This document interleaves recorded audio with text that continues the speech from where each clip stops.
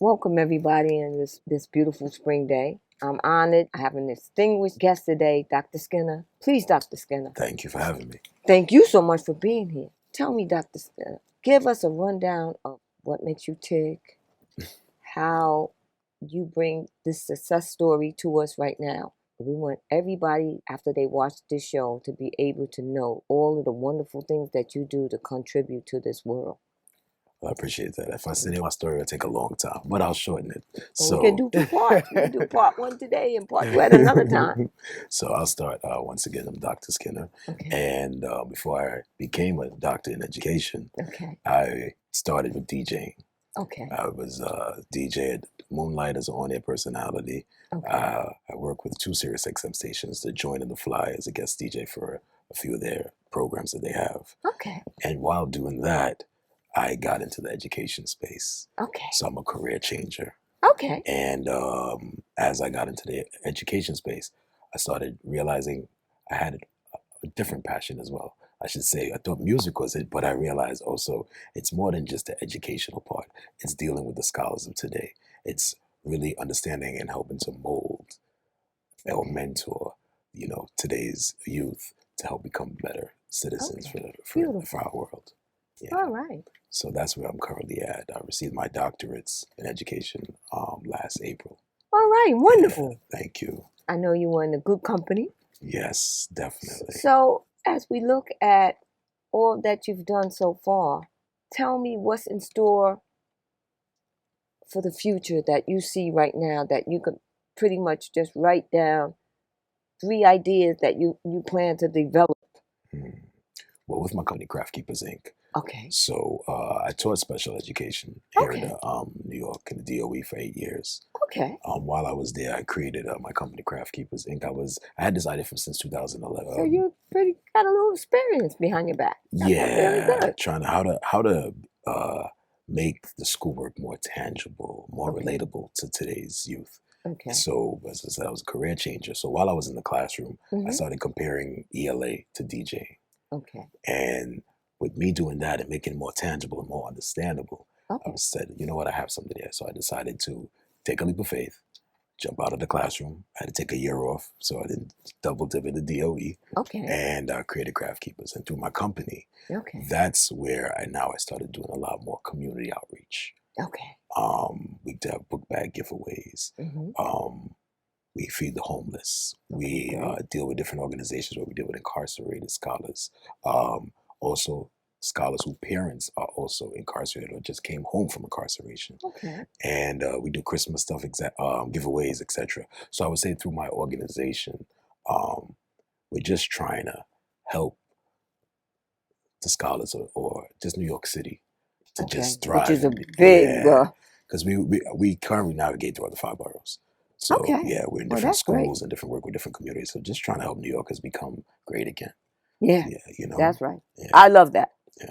Because it's just really took a hit. I mean, honestly, we can't blame everything on the COVID and the lack of apartments and so forth for the people that actually here. Because 20 years ago, listen, we single-handedly, went to all the boroughs and found out all of these buildings that are being, pimped or not used, and the people homeless. It just doesn't make sense. That's true. And so now, with more of a population coming, and these places are still unavailable. And wow, so if they say, okay, we're going to give one nice building that we just made to the population, I'm just wondering, if people are human beings, how would you feel if you've been a part of this society, right, working here and paying your taxes here all the while, and whatever happened that made that arrangement collapse. Yeah. But when I say that, I'm totally for immigrants or whoever need to come and want to make a better life. Of course. But we also have to worry about the people that are here. And what you're describing to me is, with your organizations, something that, I mean, of course, you and I could write down all of the negative things. Yeah. But at least you're dealing with some answers, some concrete answers that can actually help the situation. Yes. Where we have a lot of people pointing the finger, so to speak, and no solutions being mentioned at all. Yes, and one thing that I've also realized is that the scholars today, compared to maybe our generation, we were maybe vocal, but we kept a lot of things in. Yes. We didn't talk about our mental health and different things. But the scholars of today, being in the schools, working with these different organizations, they're very vocal. Yes. And they know what they need. Yes. Compared to us who took a while to figure out what we need and how to get it.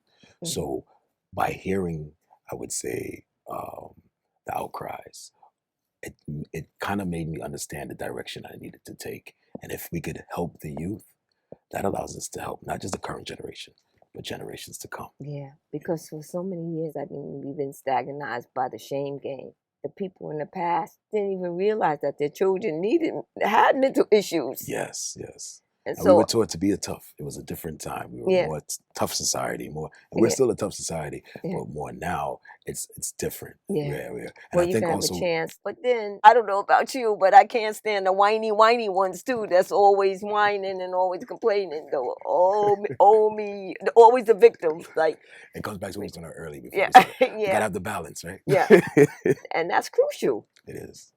It really is Definitely is. crucial Yeah. because I don't want to say because I'm always optimistic. Yes. So being with you, Dr. Skinner, it's even bringing more optimism to me, Appreciate that. my spirit and everything about it, because I know that here's the thing: I know we can never give up. So Yes. that we can never give up.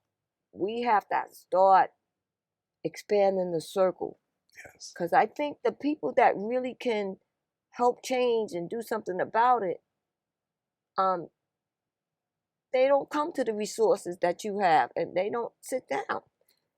Yeah. They feel some kind of anarchy that where they can't take information from people that after they have a certain job and they get voted in, they feel like they only the people that's in their vision can assist them with anything, and that's the world problem. That's just how it's been going on for generation and generation. Certain level of ignorance. Yeah, if they allowed, I guess they would consider us outsiders to come and just take notes. But really, damn if we do and damn if we don't, because I don't see how we can even get in a meeting unless we're invited, and if we are, we're gonna be way back somewhere where we wouldn't be able to even ask the questions when the questions came up. Right. Yes. You know what I mean? Yeah. And but it's still the same thing. The mentality is still, what can we do to destroy? But with the robots, have you been to any of the concerts now out in Brooklyn or at the thing with the giant robots? Yeah. That can mobilize the people, maybe 100 people at a time. Yeah. And that's pretty scary. Yeah. Now, what are they saying? I mean, what does that mean? People just want to come. They want to hear you, like say when you're DJing or you have a special program or show. Yeah. But what does that mean to see a giant robot sitting up there? Technology is good and bad, right? Because some people might take that as intimidation. Well, we some haven't people seen them release it on us. Yeah. And we know when it gets released, it's going to be on people of color. We already know that. We can write the page in history right now. It's just a matter of when it's going to happen. That is true.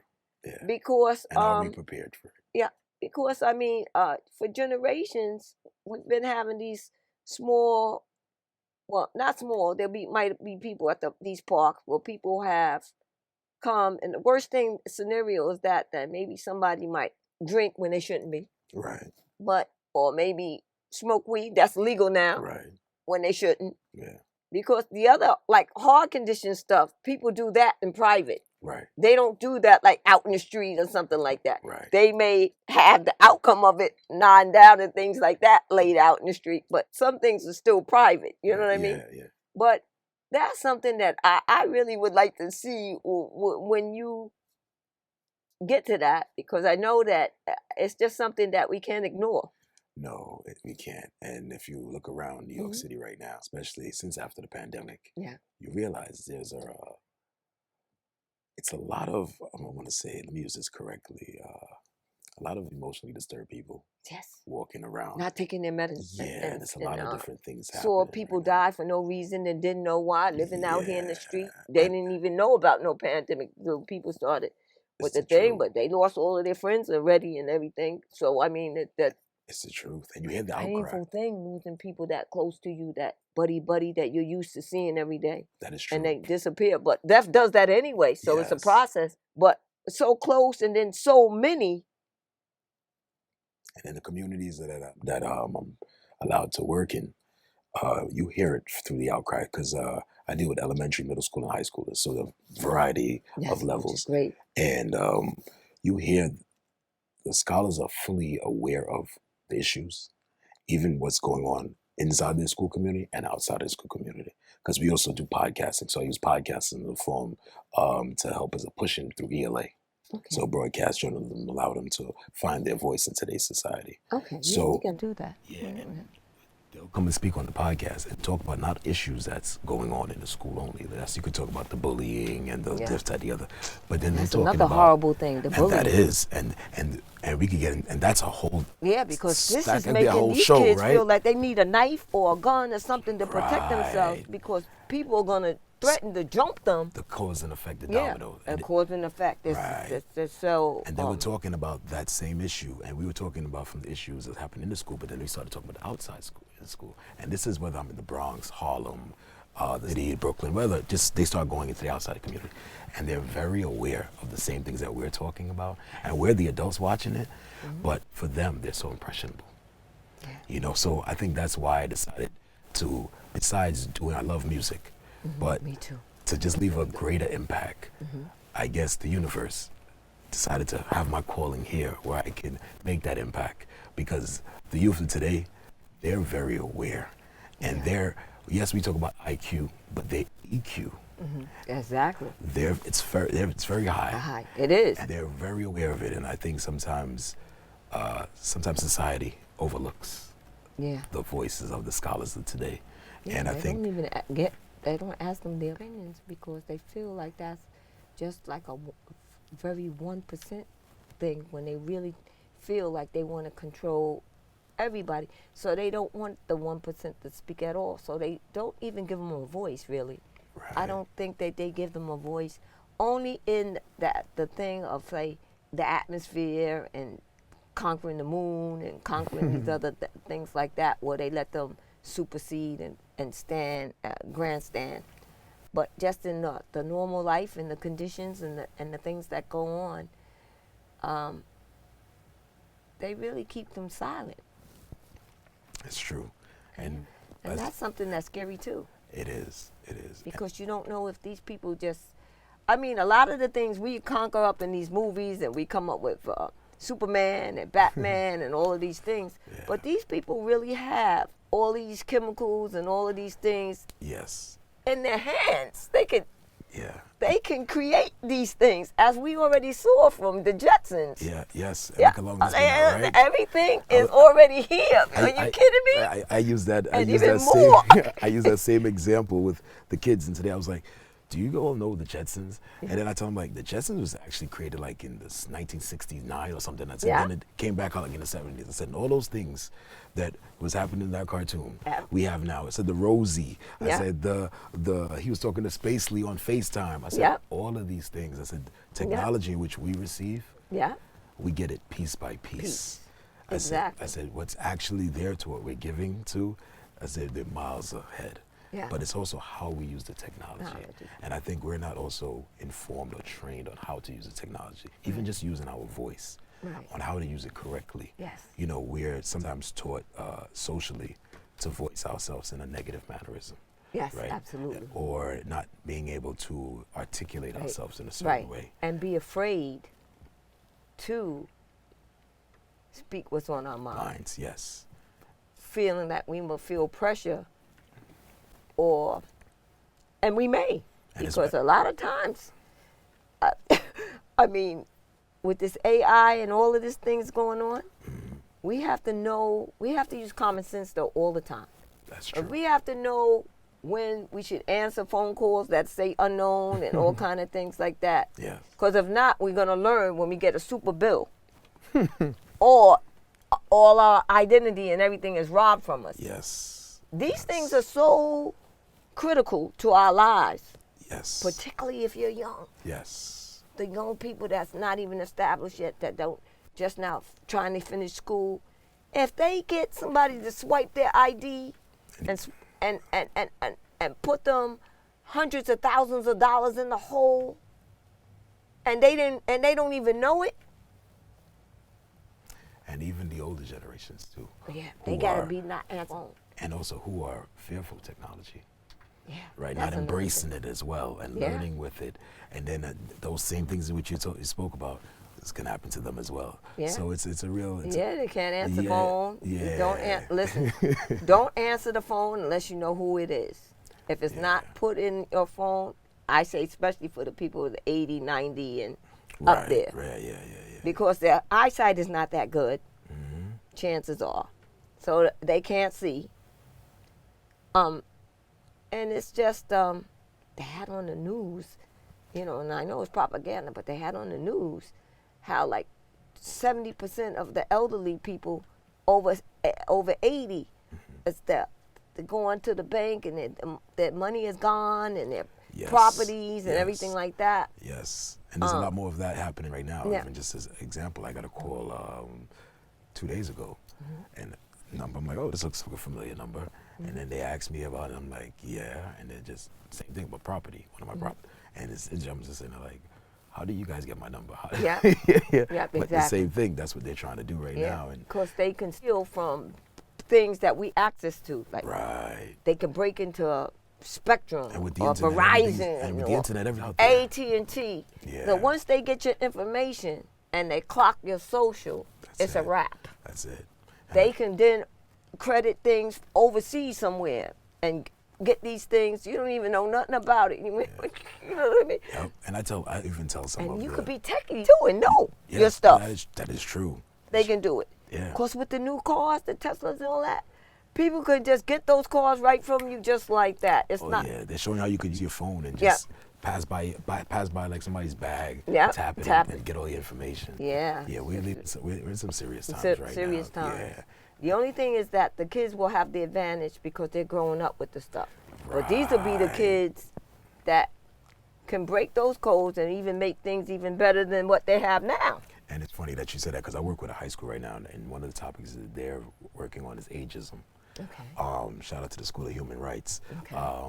Been working with them for the past 2 years. Okay. And this is the second of ageism. Last year we did the first rollout where they were the Wall Street Journal came and did an article on them. Okay. So this year we're talking about ageism, but we're talking about ageism because when people hear ageism, they always think about older generations, but they don't understand there's ageism for all ages. Yeah.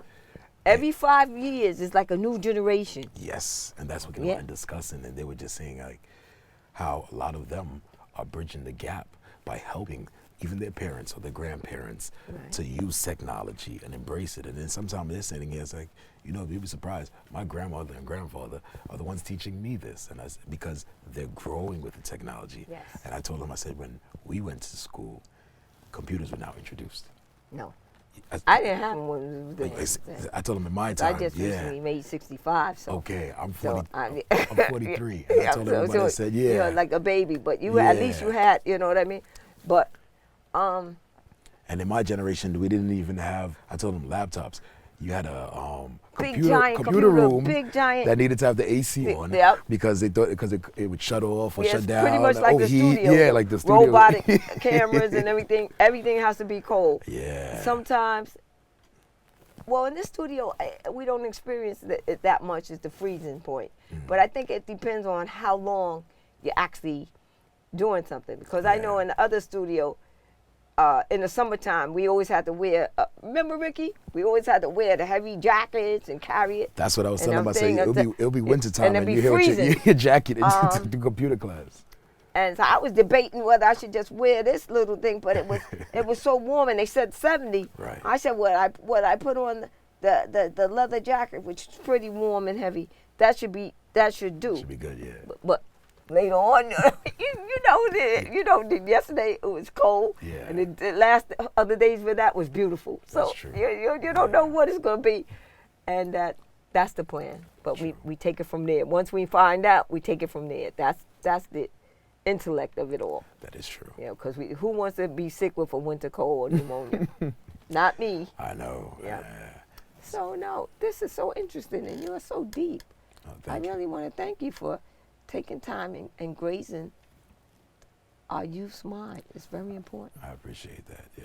I'm gonna see if I can maybe speak to some people to see if I can get you in maybe the weekday school or collegiate or like that. Yeah, because I know some people in there that maybe that would be a good thing. Yeah, I'll definitely name a contact. So we have a variety of 8 programs, from DJing, podcasting, culinary, music production. Culinary, that cooking is great. Who doesn't do it? And it's a great way to add in math without you even realizing it. Yeah.